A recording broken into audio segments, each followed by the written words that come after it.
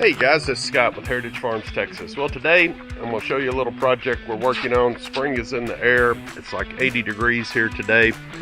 And today we are going to try to solve some problems. So, this is the Heritage Farms delivery vehicle. Yeah, that's what we'll call it. Alright, so this is my 55 Chevy, guys.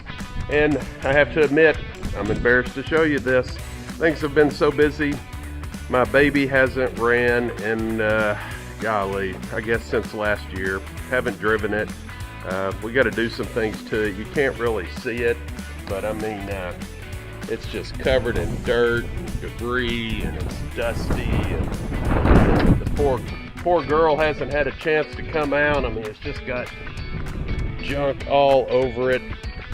It's just not looking good. So we're going to give it a little bath here, clean it up, put some air in the tires. We got the battery charging. We're going to try to get the girl running. She had a fuel leak last year, and that's the reason I haven't driven it in a year. And honestly, I've just been so busy, it's just finding time to work on it. It's virtually impossible.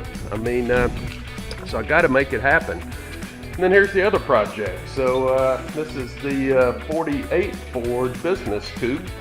Same story here, man. Look at it, covered in dust, dirt, hasn't been driven in a year.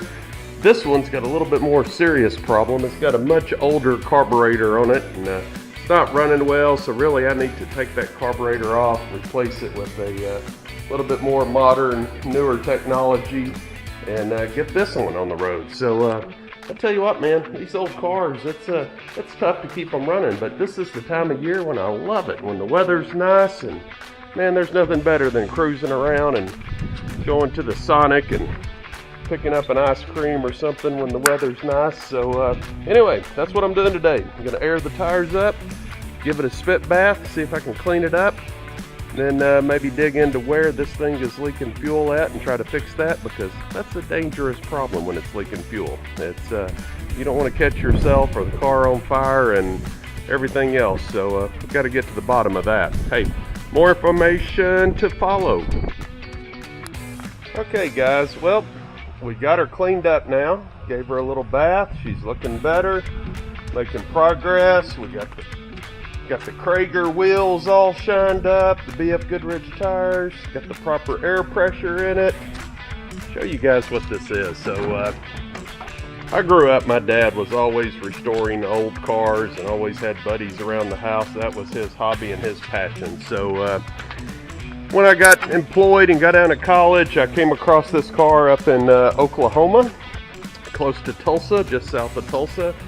Was a pretty much a one-owner grandmother car with a little 6-cylinder engine. I bought it, drove it back to Texas. We pulled it out, and as you can see, it is no longer a little 6-cylinder. It's got a nice little 350 in there. What was unique about this car was there was a point in time when Hot Rod magazine was doing a series, and it was like a 6-month series, and it was called Shoebox Chevy.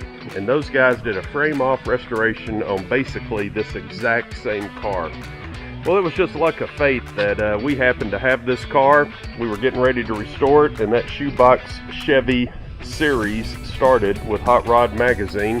And guess what? Every month they would indicate what parts they used, what they were doing, everything from the dropped axles to the transmission to the motor mounts to the power steering.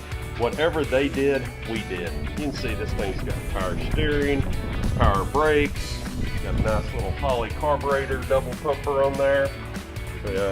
Just air conditioning, vintage air, AC and heat, electric windshield wipers. I mean, this thing is nice. You can just see all the little detail work, the grommets, the little Allen head wrenches on this thing, push and pull fans. I mean, really, really, really nice restoration. So it took us about 2 years to get this thing done, and it is just a joy to drive.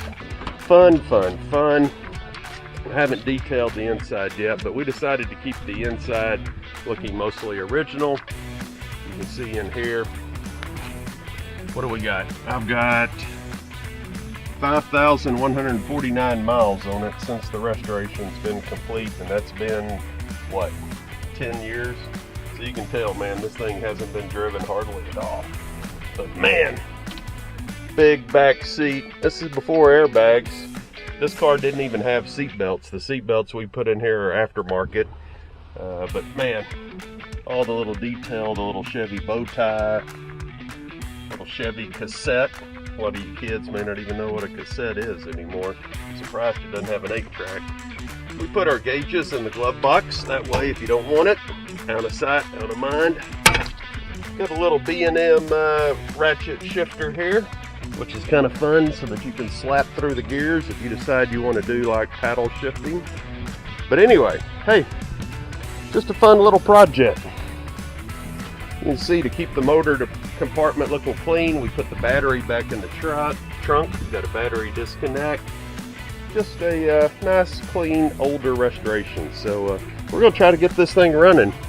I got to find out where the fuel leak is, stop that so there's no major fire hazard or the chance of blowing this thing up, and then we'll get this thing fired up. More information to come. Thanks, guys.